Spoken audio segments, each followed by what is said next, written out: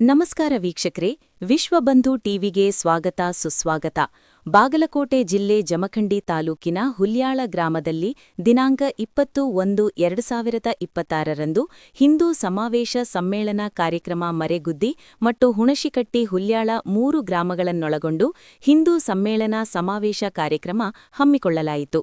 ಈ ಕಾರ್ಯಕ್ರಮದ ದಿವ್ಯ ಸಾನ್ನಿಧ್ಯ ರೇಣುಕಾ ಸದಾಶಿವ ಶಿವಾಚಾರ್ಯ ಮಹಾಸ್ವಾಮಿಗಳು, ಯೋಗಾಶ್ರಮ ಹುಲ್ಯಾಳ, ಮರೆಗುದ್ದಿಯರ ಶ್ರೀ ಮಾ ನಿ. ಪ್ರ. ತೋಂಟದಾರ್ಯ ಪ್ರಭು ಮಹಾಸ್ವಾಮಿಗಳು, ಮರೆಗುದ್ದಿ ದಿಗಂಬರೇಶ್ವರ ಮಠ ಹಾಗೂ ಪರಮಪೂಜ್ಯ ಹರ್ಷಾನಂದ ಮಹಾಸ್ವಾಮಿಗಳು, ಗುರುದೇವ ಆಶ್ರಮ ಹುಲ್ಯಾಳ, ಮಂಡಲ ಅಧ್ಯಕ್ಷರು ಪಿಎಂ ಜುಲಿಪಿ ವಕೀಲರು, ವಕ್ತಾರರಾದ ಕುಮಾರ್ ಹವಾಲಾದಾರ್ ಮತ್ತು ಹುಲ್ಯಾಳ ಗ್ರಾಮದ ಹಿರಿಯರಾದ ಬಸಪ್ಪ ಸೋರ್ಗಾನ್ವಿ, ಚಿದಾನಂದ ರೋಗಿ, ಕರವೀಲಪ್ಪ ಹಲ್ಯಾಳ, ಮಹದೇವಪ್ಪ ಸಿದ್ದಾಪುರ, ಗುರುನಾಥ್ ಸುತಾರ, ಪರಸಪ್ಪ ಕೋರಿ, ಕಲ್ಲೋಳಿ, ಮನೋಹರ್, ಡಾ ಪ್ರಭು ಹೂಗಾರ್, ಸುನಿಲ್ ಘಾಟಿಗೆ.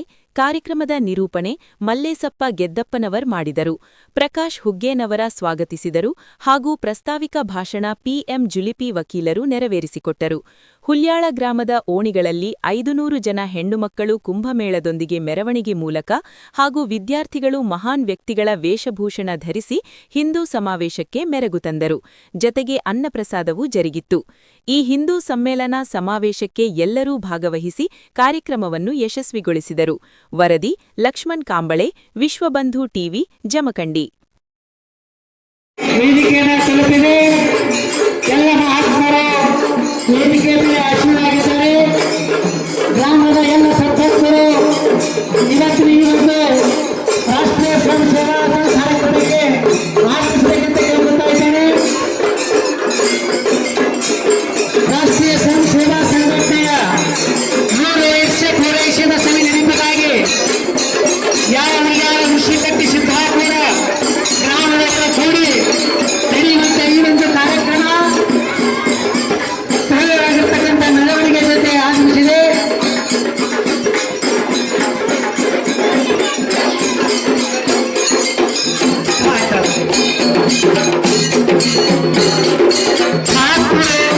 ವೇದಿಕೆಯನ್ನ ಆಶೀರ್ವಾಗಿದ್ದಾರೆ. ಭಾರತ ಮಾತೆ ಭಾವಚಿತ್ರದೊಂದಿಗೆ ಸಾಹಿತ್ಯದ ಸಂಕಟದೊಂದಿಗೆ ವಾಕ್ಯದೊಂದಿಗೆ ಸೆರಗರ ಸಂಭ್ರಮದಿಂದ 3 ವರ್ಷ ಪೂರೈಸಿದ ಒಂದು ರಾಷ್ಟ್ರೀಯ ಸ್ವಯಂ ಸೇವಾ ಸಂಘಟನೆಯ ಒಂದು ಕಾರ್ಯಕ್ರಮ ಅದ್ದೂರಿಯಾಗಿ ನಡೆದುಕೊಂಡು ಬಂದಿದೆ. ವೇದಿಕೆ ಮುಂಭಾಗದಲ್ಲಿ ಆಗಮಿಸುವಂತ ಕೇಳ್ತಾ ಇದ್ದೇನೆ. ಭಾರತ್ ಮಾತಾ ಕಿ, ಭಾರತ್ ಮಾತಾ ಕಿ.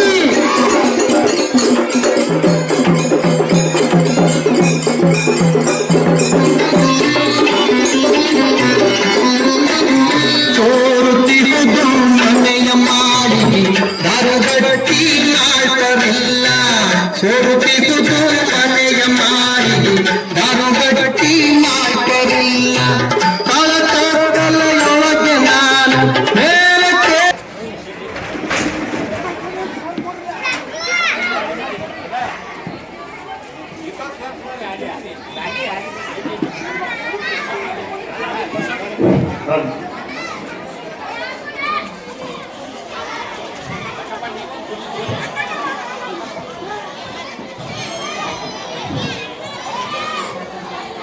ಶ್ರೀ ರೇಣುಕಾ ಸದಾಶಿವ ಶಿವಾಚಾರ್ಯ ಮಹಾಸ್ವಾಮಿಗಳು, ಯೋಗಾಶ್ರಮ ಹುಲ್ಯಾಳ ಇವರನ್ನ ಈ ಒಂದು ಕಾರ್ಯಕ್ರಮಕ್ಕೆ ತಮ್ಮೆಲ್ಲರ ಪರವಾಗಿ ಹಾಗೂ ಗ್ರಾಮದ ವತಿಯಿಂದ ತುಂಬು ಹೃದಯದ ಸ್ವಾಗತವನ್ನು ಬಯಸ್ತೇನೆ.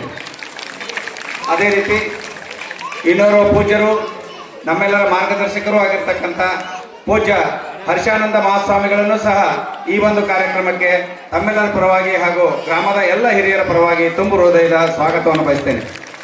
ಅದೇ ರೀತಿ ಇನ್ನೋರ್ವ ಶ್ರೀಗಳು, ನಮ್ಮ ಪಕ್ಕದ ಹಳ್ಳಿಯ ಮರೆಗುದ್ದಿ ಗ್ರಾಮದ ತೋಂಟದಾರ್ಯ ಪೂಜ್ಯರನ್ನ ಈ ಕಾರ್ಯಕ್ರಮಕ್ಕೆ ತುಂಬು ಹೃದಯದ ಸ್ವಾಗತವನ್ನು ಬಯಸ್ತೇನೆ. ಅದೇ ರೀತಿ ಇವತ್ತಿನ ಕಾರ್ಯಕ್ರಮಕ್ಕೆ ಭೌತಿಕರಾಗಿ ಆಗಮಿಸಿರ್ತಕ್ಕಂಥ ಶ್ರೀ ಹವಾಲ್ದಾರ್ ಅವರನ್ನು ಸಹ ಈ ಕಾರ್ಯಕ್ರಮಕ್ಕೆ ತುಂಬು ಹೃದಯದ ಸ್ವಾಗತವನ್ನು ಕೋರ್ತೇನೆ.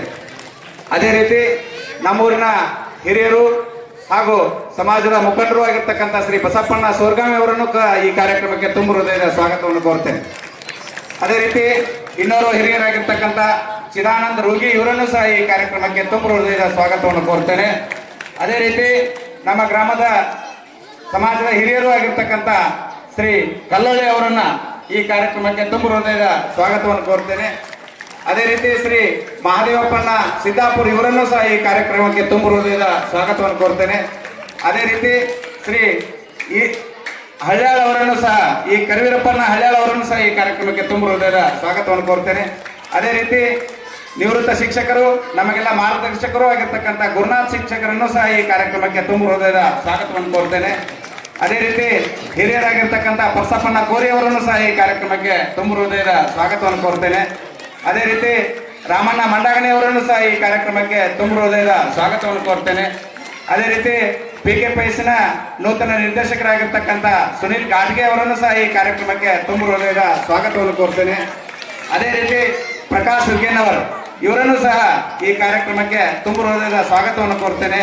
ಅವರಿವರೆಲ್ಲದೆ ಈ ಕಾರ್ಯಕ್ರಮದಲ್ಲಿ ಭಾಗವಹಿಸಿರ್ತಕ್ಕಂಥ ಎಲ್ಲ ಪತ್ರಕರ್ತ ಬಂಧುಗಳನ್ನ, ತಾಯಂದಿರನ್ನ, ಹಿರಿಯರನ್ನ, ಮುದ್ದು ಮಕ್ಕಳನ್ನ ಎಲ್ಲರನ್ನೂ ಸಹ ಈ ಕಾರ್ಯಕ್ರಮಕ್ಕೆ ಮತ್ತೊಮ್ಮೆ ತುಂಬ ಹೃದಯದ ಸ್ವಾಗತವನ್ನು ಕೋರ್ತಾ ನನ್ನ ಸ್ವಾಗತ ಭಾಷಣಕ್ಕೆ ವಿರಾಮಿಸ್ತೇನೆ. ಸ್ವಾಗತ ಭಾಷಣ. ಹಲವು ಮಾತೇನು ಗುರುರಾಯ ನೀನೊಲಿದು ಪಾದವನಿತ ನೆಲವೇ ಸೂಕ್ಷ್ಮ ನೆಲವೇ ಪಾವನ ತೀರ್ಥ ಸುಲಭ ಶ್ರೀ ಗುರುವೇ ಕೃಪೆಯ ಪ್ರಾತಸ್ಮರಣೀಯರಾದ ವೇದಾಂತ ಕೇಸರಿ ಪೂಜ್ಯ ಶ್ರೀ ಮಲ್ಲಿಕಾರ್ಜುನ ಮಹಾಶಿವಯೋಗಿಗಳಲ್ಲಿ ನಮಿಸಿ, ಎಲ್ಲ ಆರಾಧ್ಯ ಗುರುದೇವರಾದ ಪೂಜ್ಯ ಅಪ್ಪಗಳವರಲ್ಲಿ ನಮಿಸಿ, ಗ್ರಾಮದೇವರಾದ ಆಂಜನೇಯನಲ್ಲಿ ನಮಿಸಿ, ಇವತ್ತು ರಾಷ್ಟ್ರೀಯ ಸ್ವಯಂ ಸೇವಕ ಸಂಘದ 100 ವರ್ಷಗಳ ತುಂಬಿ 101ನೇ ವರ್ಷಕ್ಕೆ ಪಾದಾರ್ಪಣೆ ಮಾಡ್ತಾ ಇರುವ ಈ ಶತಮಾನೋತ್ಸವದ ಸಂಭ್ರಮದ ಈ ಭಾಗದ 3 ಹಳ್ಳಿಗಳೆಲ್ಲ ಸೇರಿ ಒಂದು ಕಾರ್ಯಕ್ರಮವನ್ನು ಆಯೋಜಿಸಿರುವುದು. ಈ ಕಾರ್ಯಕ್ರಮದ ಸಾನ್ನಿಧ್ಯವನ್ನು ವಹಿಸಿರುವ ಶಂಭಲಿಂಗ ಮಠದ ಪೂಜ್ಯರಲ್ಲಿ ನಮಸ್ಕರಿಸಿ, ಮರಿಗುಡ್ಡಿಯ ಪೂಜ್ಯರಲ್ಲಿ ನಮಸ್ಕರಿಸಿ, ವೇದಿಕೆಯ ಮೇಲಿರುವ ಎಲ್ಲರಲ್ಲಿ ಶರಣಾರ್ಥಿಗಳನ್ನು ಸಲ್ಲಿಸಿ, ಅಲ್ಲಿಂದ ಇಲ್ಲಿವರೆಗೆ ಕುಂಭವನ್ನು ಹೊತ್ತುಕೊಂಡು ಬಂದು ಕುಳಿತಿರುವ ಎಲ್ಲ ತಾಯಂದಿರಿಗೆ, ಎಲ್ಲ ದೇಶಭಕ್ತರ ವೇಷಭೂಷಣಗಳನ್ನು ಧಾರಣೆ ಮಾಡಿದ ಈ ಅಪಾಸಿ ಮಗನ ಸುಮ್ಕೊಂಡು ಎಲ್ಲ ಮುದ್ದು ಮಕ್ಕಳಿಗೂ ಸಹಿತ ಶರಣಾರ್ಥಿಗಳನ್ನು ಸಲ್ಲಿಸಿ, ಎಲ್ಲ ಹಿರಿಯರಿಗೂ ತಮಗೆಲ್ಲರಿಗೂ ಶರಣಾರ್ಥಿ.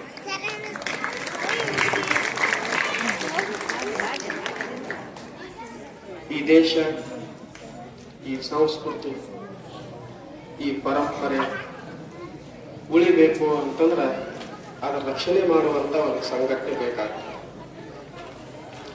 ಸಂಘಟನೆ ಇತ್ತು ಅಂತಂದ್ರೆ ದೇಶ ಬಹಳ ಚೆನ್ನಾಗಿ ಉಳಿತು. ಸಂಘಟನೆ ಇರಲಿಲ್ಲ ಅಂತಂದ್ರೆ ದೇಶ ಉಳಿಯಂಗಿಲ್ಲ. ಒಕ್ಕಟ್ಟು ಅನ್ನೋದು ಬೇಕಾಗ್ತದೆ. ಯಾವುದೇ ಮನೆಯೊಳಗ ಅಜ್ಜ ಅಜ್ಜಿ ಮಕ್ಕಳು 4 ಜನ ಮಕ್ಕಳಿದ್ರೆ 4 ಜನ ಮಕ್ಕಳು ಸೊಸೆಯಂದಿರು ಎಲ್ಲರೂ ಕೂಡಿ ಒಕ್ಕಟ್ಟಿನಿಂದ ಇದ್ರಂದ್ರೆ ಮನಿ ಸುತ್ತಮುತ್ತ ಯಾರು ಹಾಯಂಗಿಲ್ಲ. ಯಾರು ಹಾಯ್ತಾರೆ ಅದ್ರಾಗ ಒಬ್ರು ಹೊರಗೆ ಬಿಟ್ಟು ತಿಕೋರಿ ಮನಿ ಎಲ್ಲ ಕಳಿಸ್ತಾರೆ. ಅದಕ್ಕ ಕುಟುಂಬನ ಬಲಿಷ್ಠ ಆಗಿರಬೇಕು ಅಂತಂದ್ರೆ ಎಲ್ಲರೂ ಕೂಡಿರಬೇಕು. ಹಂಗ ಈ ದೇಶ, ಈ ಸಂಸ್ಕೃತಿ ಒಂದಾಗಿರಬೇಕು ಅಂತಂದ್ರೆ ಒಂದು ಸಂಘಟನೆ ಬೇಕಾಗ್ತದೆ. ಅದು 100 ವರ್ಷಗಳ ಈ ಸಂಘಟನೆ ಮುಂದುವರೆದು ಒಂದೇ ಆಗಿ ಉಳಿದು ಅದರಲ್ಲಿ 100 ಕಾರ್ಯಗಳನ್ನು ಮಾಡ್ತಾ ಇರುವಂತಹ ಭಾರತದ ಏಕೈಕ ಸಂಘ ಅಂದ್ರೆ ರಾಷ್ಟ್ರೀಯ ಸ್ವಯಂ ಸೇವಕ ಸಂಘ.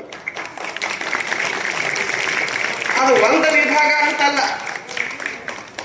ಸಂಘ ಒಂದದ, ಆದ್ರೆ ಕಾರ್ಯಗಳು ಮಾತ್ರ ಸಾವಿರಾರು ಕಾರ್ಯಗಳನ್ನು ಮಾಡಕ್ಕಾಗ್ತದೆ.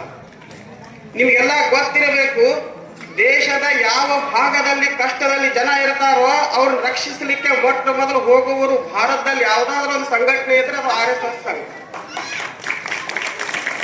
ಎಲ್ಲಿಯೂ ನೋಡ್ರಿ ನೀವು ಮಹಾಪೂರ ಬಂದಾಗ ಮೊಟ್ಟ ಮೊದಲು ಮುಂದವರೇ ಇರ್ತಾರೆ. ಏನೇ ಬಂದಿರಲಿ ಮೊಟ್ಟ ಮೊದಲು ಮುಂದವಾಗಿ ಆಗ್ಯಾರ ಅಂದ್ರೆ ಸಂಘದವರೇ ಇರ್ತಾರೆ. ಯಾಕೆ ಎಲ್ಲವೂ ಆಗಕತ್ತದ ಅಂತಂದ್ರೆ ಅವರು ದೇಶಭಕ್ತಿ ದೇಶ ಪ್ರೇಮವನ್ನ ಬೆಳೆಸ್ತಾರೆ. ನಮ್ಮ ಮಕ್ಕಳು ನಮ್ಮ ಮಾತು ಯಾಕೆ ಕೇಳಂಗಿಲ್ಲ ಅಂತಂದ್ರೆ ನಾವು ಸಂಘದ ಶಾಖೆಗೆ ಕಳ್ಸಂಗಿಲ್ಲ. ಯಾವ ಮಕ್ಕಳು ಸಂಘದ ಶಾಖೆಗೆ ಹೋಗ್ತಾರ ಅವ್ರು ಚಟಗಾರ ಆಗಂಗಿಲ್ಲ. ಯಾರು ಸಂಘದ ಶಾಖೆಗೆ ಹೋಗ್ತಾವ ಹುಡುಗರ ಆರೋಗ್ಯ ಚಲೋ ಇರ್ತದ. ಯಾಕ ಬೆಳಿಗ್ಗೆ 5 ಗಂಟೆ 6 ಗಂಟೆಗಳನ್ನ ಆಟ ಆಡಿಸ್ತಾರ, ಅವಕ್ಕೆಲ್ಲ ಒಳ್ಳೆಯದನ್ನ ಬೋಧಿಸ್ತಾರೆ. ನಮ್ಮ ಮಕ್ಕಳು ನಮ್ಮನ್ನ ಮುಪ್ಪಾವಸ್ಥೆಯೊಳಗೆ ನೋಡಬೇಕು ಅಂತಂದ್ರ ನಮ್ಮ ಮಕ್ಕಳನ್ನ RSS ಶಾಖಾ ಕಳಿಸ್ತಾರೆ. ನಮ್ಮ ಮಕ್ಕಳು ನಮ್ಮ ಮಾತು ಕೇಳಬೇಕು, ನಮ್ಮ ಮನೆಯಾಗೆಲ್ಲ ಚಲೋ ಇರಬೇಕು, ಎಲ್ಲರನ್ನ ಮಾತು ಕೇಳ್ಕೊಂಡು ಮಾಡ್ಕೊಂಡು ಸಂತೋಷವಾಗಿ ನಮ್ಮ ಮಗ ಇರಬೇಕು ಅಂದ್ರೆ ನಮ್ಮ ಮಗನ ನಾವು ಶಾಖಾ ಕಳಿಸ್ಬೇಕು. ಹಂಗೆ ಮಾಡಿದೀವಿ ಅಂತಂದ್ರೆ ನಮ್ಮ ಮಕ್ಕಳ ನಮ್ಮ ಕುಟುಂಬ ಚಲೋ ಉಳಿಲಿಕ್ಕೆ ಸಾಧ್ಯ. ಅಷ್ಟು ಮಾಡಬೇಕು. ನಮ್ಮ ಶಿಕ್ಷಣ ಬಹಳ ಇದಿತ್ತು, ಆದ್ರೆ ಇತ್ತೀಚಲಾಗಿ ಶಿಕ್ಷಣದೊಳಗೆ ಬಹಳ ಬದಲಾವಣೆಗಳನ್ನ ತಂದ್ರು. ಮೊದಲ ಬರೀ ಕಥೆ ಇತ್ತು, ಬರೀ ಕವಿತೆಗಳನ್ನು ಓದೋದಿತ್ತು, ಬರೀ ಏನೋ ಒಂದು ಹಿಂದಿನ ಕಾಲದ ಚರಿತ್ರೆ ಹೇಳ್ಕೊತ ಬಂದಿದ್ರು. ಆದ್ರೆ ಇತ್ತೀಚಲಾಗಿ ಸಂಘದವರು ಒಂದು ಶಿಕ್ಷಣ ರೀತಿಯನ್ನು ತಂದ್ರು. ಬಹಳ ಅದ್ಭುತವಾದಂತಹ ಶಿಕ್ಷಣ. ಆ ಶಿಕ್ಷಣದೊಳಗ ಸ್ವಯಂ ಉದ್ಯೋಗ ಇರಬೇಕು, ಶಿಕ್ಷಣದೊಳಗ ಸಂಸ್ಕಾರ ಇರಬೇಕು, ಶಿಕ್ಷಣದೊಳಗ ದೇಶಭಕ್ತಿ ಇರಬೇಕು. ಆದ್ರೆ ಅದೆಲ್ಲ ಇರದೇ ಇರುವಂತ ಶಿಕ್ಷಣ ನಮ್ಮ ಕಾಲದೊಳಗಿತ್ತು. ಆ ಇತ್ತೀಚಲಾಗಿ ಮಾತ್ರ ಆ ಸಂಸ್ಕಾರವನ್ನ ಎಲ್ಲಾ ಕಡೆ ಕೊಡುವುದಕ್ಕಾಗಿ ಶಿಕ್ಷಣ ನೀತಿಯನ್ನು ಸಹಿತ ಬಹಳ ಚೆನ್ನಾಗಿ ಜಾರಿರ್ತದೆ. ಈ ದೇಶಕ್ಕೆ ಲಾರ್ಡ್ ಮೆಕಾಲೆ ಅವರು ಬರ್ತಾರೆ. ಲಾರ್ಡ್ ಮೆಕಾಲೆ ಈ ದೇಶಕ್ಕೆ ಬರೋದಾಗ ಅವೆಲ್ಲ ಬ್ಯಾಂಕ್ ಪಾಸ್ ಮಾಡ್ತಿರ್ತಾನ. ಅವಾಗ ತಂಗಿ ಕೇಳ್ತಾನೆ, ಅಲ್ಲ ಡಾಕ್ಟರ್ ಹರಿಯವರಲ್ಲ ಹೆಡ್ ಆಫ್ ದ ಗವಾರ್ ಅಂದ್ರೆ ಹುಚ್ಚರ ನಾಯಕ ನೀನು. ಅದು ಡಾಕ್ಟ್ರಿ ಕಲ್ತಿ ಸಂಸದ ಬಂದ ಬ್ಯಾನ್ ಮಾಡಿ ಆತ ಹೇಳ್ಬೇಕಾಯ್ತು. ನಮ್ಗೆ ಮದುವೆ ಆಗು, ಆರಾಮಿರು, ತಿಂಗಳ 3 ಪಗಾರ ಐತಿ ಅಂತ ಹೇಳಿ ಅವ್ರು ಇದನ್ನ ಯಾವುದೇ ತಿಂಗಳು ಹಾಕೋಲ್ಲ. ಅಕಸ್ಮಾತ್ ನಮ್ಮ ಮನೆ ಯಾರು ಹೇಳಿದ್ರೆ ನಾವು ಮೊದಲ ಮಾಡ್ತೀವಿ, ಅದು ಮಾಡಿಲ್ಲ. ಅವ್ರ ಮನಸ್ಸಿನ ಸ್ಪಷ್ಟ ಚಿತ್ರ ಐತೆ, ದೇಶಕ್ಕಾಗಿ ನಾ ಏನ್ ಮಾಡ್ಬೇಕಂತ ಹೇಳಿ. 225 ವರ್ಷನಾಗ ಮತ್ತು ಇರೋದು ಕಮ್ಮಿ ಆಗಿಲ್ಲ ನಮ್ಗೇನು. ನಮ್ಮನ್ನು ಸರಿಯಾಗಿ ಮುಗಿಸುವಂತ ಷಡ್ಯಂತ್ರ ಶುರುವಾದವಾಗ 325ನೇ ವರ್ಷನಾಗ ಹಿಂದೂ ಭಯೋತ್ಪಾದನೆ ಅಂತಕ್ಕಂಥ ಹೆಸರನ್ನ ಬಿಂಬಿಸಿ ಸಾಧು ಸಂತರನ್ನ ಸಹಿತ ಶಿಕ್ಷುವಂತ ಪ್ರಯತ್ನ ಮಾಡಿದ್ರು. ಅದ್ರಾಗ ಅವರು ಮತ್ತೆ ವಿಫಲರಾದರು. ನಮಗೆಲ್ಲ ಗೊತ್ತಿರುವ ಪ್ರಕಾಶ್ ಸಿಂಗ್ ಠಾಕೂರ್ ಅವ್ರನ್ನ ಚಿತ್ರ ವಿಚಿತ್ರ ಹಿಂಸೆ ಕೊಟ್ಟರು. ಅವ್ರನ್ನ ನೀನಬ್ಬ ಹಾಕಿ ಅಂತ ಹೇಳಿದ್ರು. ಅವ್ರಿಗೆ ಎಲ್ಲ ಕಷ್ಟಗಳನ್ನ ಸಹಿಸಿ ಆ ತಾಯಿ ಸಾಧ್ವಿ ಅವ್ರು ಯಾವ ಪುಸ್ತಕ ಓದಿದ್ರು, ಯಾವ ಕಥೆಯನ್ನು ಹೇಳಿದ್ರು, ಆ ಎಲ್ಲ ಕಥೆಗೆ ಜೀವಂತ ಸಾಕ್ಷಿಯಾಗಿ ನಿಂತರು. ಮತ್ತೊಂದ್ಸಲ ಹಿಂದೂ ಸಮಾಜ ಅಥವಾ ಹಿಂದೂಗಳು ಯಾರನ್ನೂ ಹಿಂಸಿಸುವುದಿಲ್ಲ ಅನ್ನೋದನ್ನು ನಮಗೆ ಜೀವಂತವಾಗಿ ಅವರು ಸಾಕ್ಷಿ ಮೇಲೆ ನಿಂತರು. ಇವತ್ತು ಅವರು ಈಗ ಸಂಘದ 100ನೇ ವರ್ಷ ಆಗಿದೆ. ನಾವು 25 ವರ್ಷ ದೇಶದ ಎಲ್ಲ ಮಂಡಲಗಳಲ್ಲಿ ಈಗ ಮಂಡಲೋತ್ಸವ ನಡೆಯುತ್ತೆ. ಹಿಂದೂ ಸಮಾಜ ಸಂಘಟನೆ ಆಗಿದೆ. ಅದಕ್ಕೆಲ್ಲ ಉದಾಹರಣೆ ಅಂದ್ರೆ ಇವತ್ತಿನ ಈ ತಾಯಿಗಳು ಯಾವ ಹಿಂದೂ ಒಂದ್ ಕಡೆ ಹೋಗ್ಬೇಕಾದ್ರೆ 4 ಮಂದಿ ಹೋಗ್ಬೇಕಾದ್ರೆ ಅವ್ರು ಮ್ಯಾಗಿ ಅಂತ ಹೇಳ್ತಿದ್ರು. ಅದೇ ಹಿಂದೂ ಸಮಾಜ ಪೂರ್ಣ ಕುಟುಂಬದೊಂದಿಗೆ ಅವತ್ತ ಪೂಜ್ಯರ ನೇತೃತ್ವದೊಳಗ ಎಲ್ಲ ಸಮಾಜ ನೇತೃತ್ವದೊಳಗ ನಾವು ಜಗತ್ತಿಗಳಾಗಿದ್ದು. ನಾವು ಭಾರತ ಬದಲಾಗ್ತಾ ಇದೆ, ಜಗತ್ತುಗಳು ಅವರು ಸ್ವಲ್ಪ ಅರ್ಥ ಆಯ್ತು ನಮ್ಗೆ. ಇನ್ಗೆಲ್ಲ ಹೊಸ ಜಗತ್ತಿಗೆ ಆಗ್ತೀವಿ. ಜಗತ್ತುಗಳು ನಾವು ಆಗಬೇಕು. ನಮ್ಮ ಯೋಗ್ಯತೆ ಹೇಗಿರಬೇಕು, ನಮ್ಮ ನೀತಿ ಹೇಗಿರಬೇಕು. ಭಾರತ್ ಮಾತಾ ಕಿ, ಸನಾತನ ಹಿಂದೂ ಧರ್ಮ ಕಿ, ಸನಾತನ ಹಿಂದೂ ಧರ್ಮ ಕಿ. ಜಮಖಂಡಿ ಜಿಲ್ಲೆಯ ಜಮಖಂಡಿ ಗ್ರಾಮಾಂತರ ತಾಲೂಕಿನ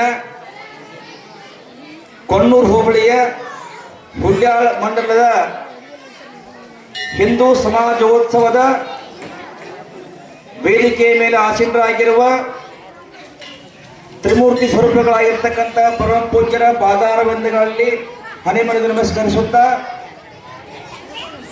ಗ್ರಾಮದ ಜಾಗೃತ ದೈವ ಹುಲ್ಯಾಳೇಶ್ವರನ ಪಾದಗಳನ್ನು ನಮಸ್ಕರಿಸುತ್ತಾ ವೇದಿಕೆ ಮೇಲೆ ಆಸೀನರಾಗಿರುವ ಎಲ್ಲ ಸಭಾ ಪಂಡಿತರೇ, 3 ಗ್ರಾಮಗಳಿಂದ ಆಗಮಿಸಿರುವ ಎಲ್ಲ ಸಜ್ಜನ ಬಂಧುಗಳೇ, ಶ್ರದ್ಧೆಯ ತಾಯಂದಿರೇ, ಮಾತಾ ಭಗಿನಿಯರೇ, ಒಂದು ವಿಶೇಷವಾದ ಘಟ್ಟದಲ್ಲಿ ನಾವು ತಲುಪಿದ್ದೇವೆ ಬಂಧುಗಳೇ. ನಮಗೆಲ್ಲ ಗೊತ್ತಿರೋ ಹಾಗೇನೆ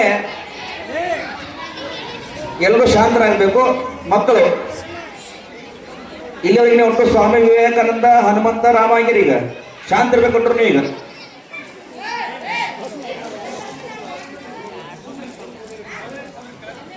ಗ್ರಾಮದ ಉದ್ದಕ್ಕೂ ಪೂರ್ಣ ಕುಂಭದೊಂದಿಗೆ ತ್ರಿವೇಣಿ ಸಂಗಮದ ರೀತಿ ಒಳಗೆ ತಾಯಂದರು ಪೂರ್ಣ ಕುಂಭದೊಂದಿಗೆ ಈ ಕಾರ್ಯಕ್ರಮವನ್ನು ಇನ್ನೂ ಉತ್ಸಾಹ ಜಾಸ್ತಿ ಮಾಡಲಿಕ್ಕೆ ಅವರ ಶಕ್ತಿಯೇ ಈ ಒಂದು ಕಾರ್ಯಕ್ರಮ ಮೂಲ ಘಟ್ಟ. ಬಂಧುಗಳೇ, ಈಗಾಗಲೇ ಪರಮ ಪೂಜ್ಯರು ತಮ್ಮ ವಾಣಿಗಳು ಹೇಳ್ತಾ ಇದ್ರು, ಸಂಘದ ಇತಿಹಾಸ, ಸಂಘದ ಸಂಸ್ಕಾರ, ಅದಿಲ್ಲದೆ ಇದ್ರೆ ಏನಾಗ್ತಿತ್ತು, ಏನಾಗಿದೆ, ಈ ಎಲ್ಲ ವಿಷಯಗಳನ್ನ ಅವ್ರು ಈಗಾಗಲೇ ಮುಟ್ಟಿಯಾಗಿದೆ. ರಾಷ್ಟ್ರೀಯ ಸ್ವಯಂ ಸೇವಕ ಸಂಘದ ಜನ್ಮ ಇಂಥ ಕಾಲದ ಘಟ್ಟದೊಳಗೆ ಆಗಿದೆ ಅಂದ್ರೆ ನಮಗೆಲ್ಲ ಸ್ವಲ್ಪ ನೆನಪಿಸುವಂತ ಪ್ರಯತ್ನ ಮಾಡ್ತೀನಿ. ನನಗೂ 20 ನಿಮಿಷ ಮಾತ್ರ ಟೈಮ್ ಕೊಟ್ಟ ಬರ್ಬೋದು.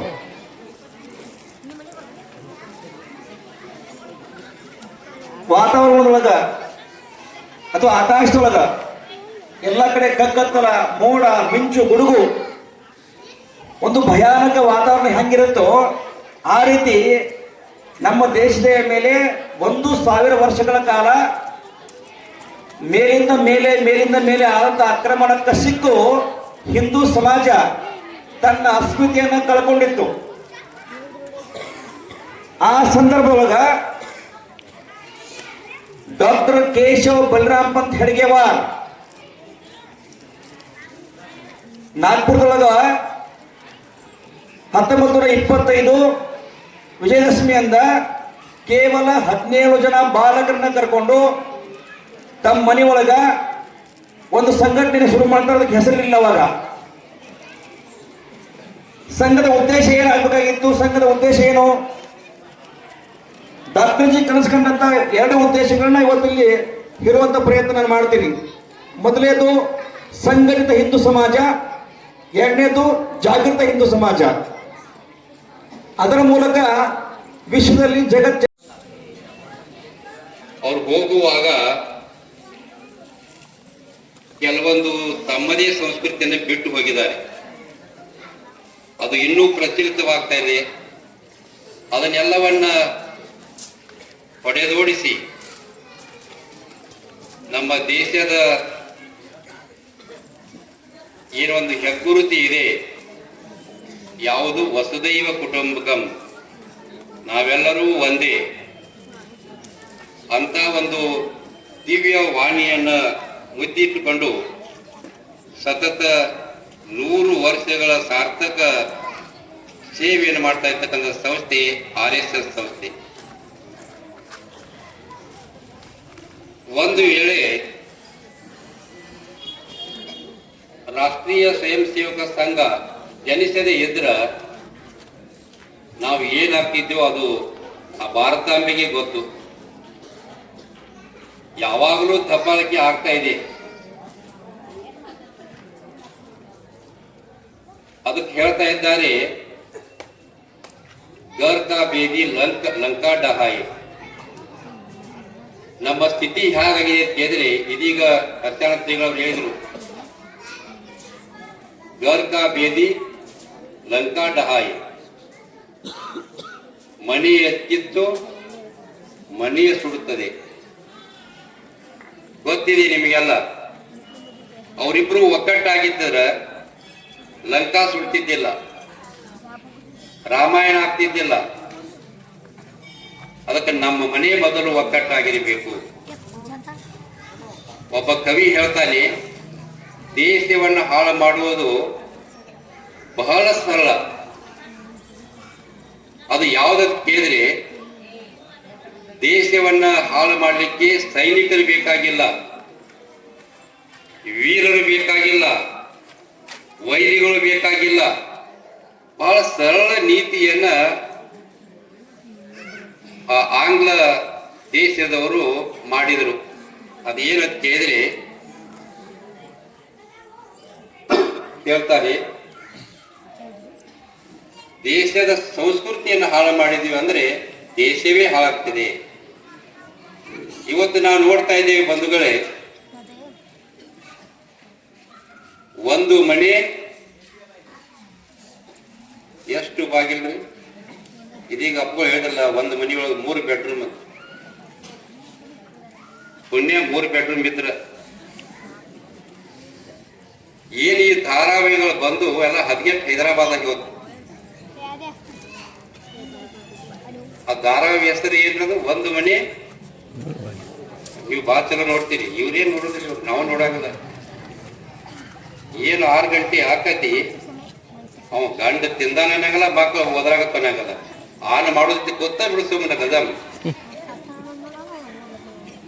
ಯಾಕೆ ಈ ಮಾತು ಹೇಳಾಕತ್ತಂತ ಕೇಳಿದ್ರ, ಬೇಯ್ಬೇಡ್ರಿ, ಬಹಳ ವರ್ಷಗಳ ಮೇಲೆ ನಾ ಹುಲ್ಯಾಳಕ್ಕೆ ಬಂದನು.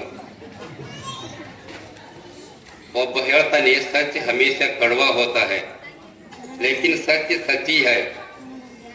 ನಮ್ಮ ಶರಣರು ಹೇಳಿದ್ರು, ಶರಣರ ನುಡಿಗಳು ಅದರಕ್ಕೆ ಕಹಿ ಉದರಕ್ಕೆ ಸಿಹಿ. ನಾ ಏನ್ ಹೇಳತ್ತೀನಂದ್ರ, ನಮ್ಮ ದೇಶದ ಸಂಸ್ಕೃತಿಯನ್ನ ಈ ಇಂಗ್ಲಿಷ್ ಪದ್ಧತಿ ಹಾಳು ಮಾಡಿತು. ಅದಕ್ಕೆ ಇನ್ನೂ ನಾವು ಭಾರತೀಯರಾಗಿರ್ಬೇಕಾಗಿದೆ, ಹಿಂದೂಗಳಾಗಿರ್ಬೇಕಾಗಿದೆ. ಒಂದು ಮಾತನ್ನ ನೆನಪಿಟ್ಕೊಳ್ತೇನೆ, ನೆನಪು ಮಾಡ್ತಾ ಇದ್ದೇನೆ ಬಂಧುಗಳೇ. ಒಂದು ವೇಳೆ RSS ದವರು ಇರದೇ ಇದ್ರ, ಸ್ವಯಂ ಸೇವಕರು ಟೊಂಕ ಕಟ್ಟಿ ನಿಲ್ಲದೇ ಇದ್ರ, 1992 ಡಿಸೆಂಬರ್ 6ರ ಘಟನೆ ಆಗ್ತಿದ್ದಿಲ್ಲ. ನೆನಪಿದೆ ನಿಮಗೆಲ್ಲ? 1992 ಡಿಸೆಂಬರ್ 6 ಈ ದೇಶದೊಳಗೆ ಒಂದು ದೊಡ್ಡ ಕ್ರಾಂತಿ ಆಯಿತು. ಹಲವಾರು ಶತಮಾನದ ಸಮಸ್ಯೆ ಕಾಡ್ತಾ ಇತ್ತು. ಏನು ಕರಸೇವಕರು ಬಂದು ನಾವೆಲ್ಲರೂ ಒಂದೇ, ಹಿಂದೂಗಳು ಏಕಂತೆಯನ್ನು ತೋರಿಸಿದ್ರು, ಅದು ಒಂದು ದೊಡ್ಡ ಕಾರ್ಯವನ್ನ ಮಾಡಿತ್ತು ಬಂಧುಗಳೇ. ಯಾವುದ್ರಿ ಅದು? ಬಾಬ್ರಿ ಮಸೀದ್ ಧ್ವಂಸವನ್ನ ಮಾಡಿದ್ರು, ರಾಮ ನಿರ್ಮಾಣವಾಯಿತು. ಒಂದು ವೇಳೆ ಕರಸೇವಕರು ಟೊಂಕ ಕಟ್ಟಿ ನಿಲ್ಲದೇ ಇದ್ರ, RSS ಬೆಂಬಲ ಮಾಡದೇ ಇದ್ರ, ಅದು ಹಾಗೆ ಇರ್ತಿತ್ತು.